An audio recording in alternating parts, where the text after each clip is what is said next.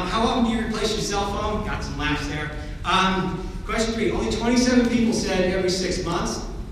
That's good. 39 people said B, which is once a year, okay? And then C, the answer, at least in the US, once every 18 months was 23 people. And then 38 people said, I don't have a cell phone or I only replace it when it breaks.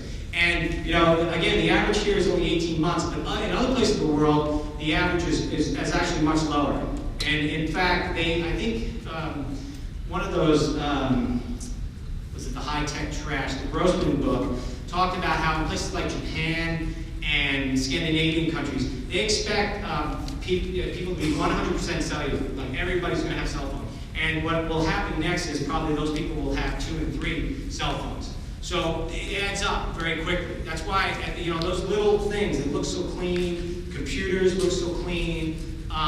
You know, the reality is that there are a lot of parts in those machines, and those parts are oftentimes very toxic, okay? And, you know, there was this Basel Convention in Switzerland a few years ago. The U.S. has not yet ratified it, as far as I can see, but they're kind of on board, kind of not. Which, this Basel Action Network, they're located in Seattle, they've been responsible for drawing a lot of attention to this e-waste, right? They filmed this thing, I think it's called Exporting Harm.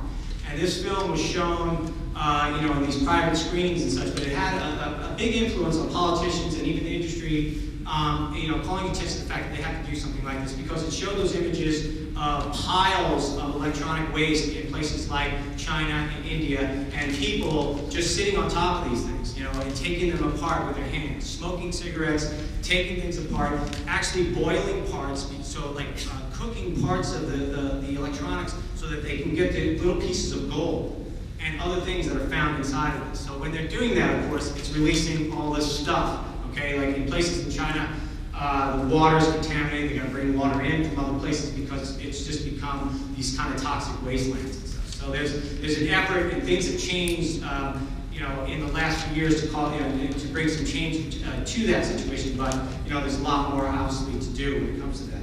Okay. Let's see. Question 4. Okay. When you see this sign, the recycle sign, what do you think? Right? I'm doing something that's good for the environment. Well, you are, right? 21 people said that. B, I think I'm buying a product from a company that cares about the environment. That may be true, that may not be true. You know, we had that slide with the recycle symbol on the price tag. Remember that slide? And, you know, in so many ways, recycling is now, you know, obviously Toyota, Walmart, everybody's on board. They know it sells, right? So it's not that we were trying to say, hey, go recycle. Clearly, we don't want to send that message. But we want you to be a little skeptical, right? Think about it, right? Is recycling enough?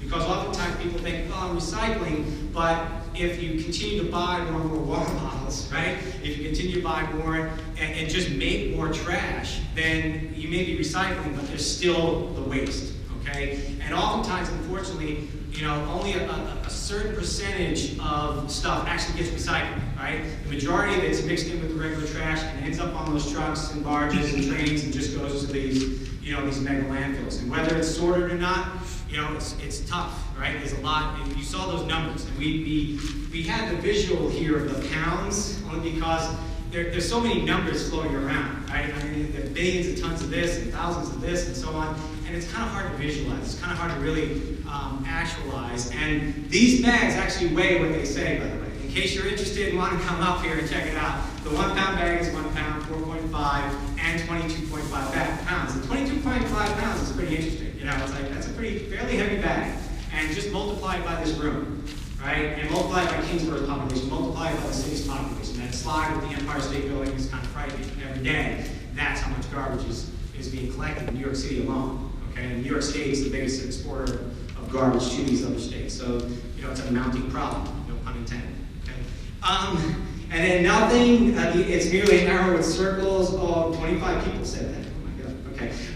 That was kind of surprising. But 51 people had the correct answer, which was C. While it's good to recycle, I think it is only one part of what we need to do to help the environment. Clearly, the reuse and reduce. You know, the last slide, the last section of those slides had to do with zero waste.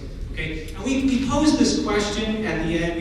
When we came up with this, we asked, $25. Were you be willing to pay an additional $25 a semester, $50 a year, right, in your tuition? 64 people said yes, 41 people said no. So about 50, almost 50-50, 60-40, right?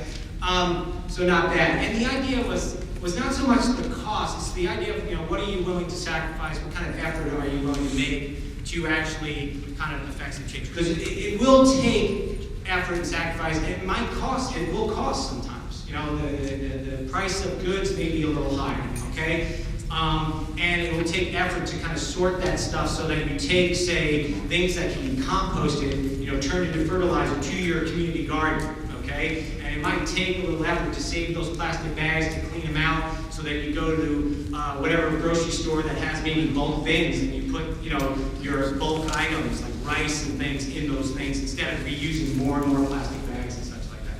So the point was not so much, how much money are you willing to dole out. It's more just, are you willing to kind of, put in some kind of effort that goes beyond just money, okay? And this zero waste stuff is really interesting. It's the idea, like, stop waste before it begins, right? Reduce, or don't replace your cell phone as often, right?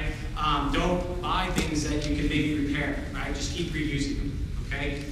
Things that you might want to get rid of, clothing. Instead of just throwing it in the trash, towels, clothing, things like that, why not donate them? It might be trash to you, but could be really valuable to somebody else and useful to someone else and stuff. But again, that takes a certain amount of consciousness and effort to actually do those kinds of things. Okay, so that's it, really. And if you have any questions, we're more than happy to stay up and answer. Otherwise, appreciate your comment. Hope it was helpful. And the 3 R's. All right, take care. Thank you. Bye.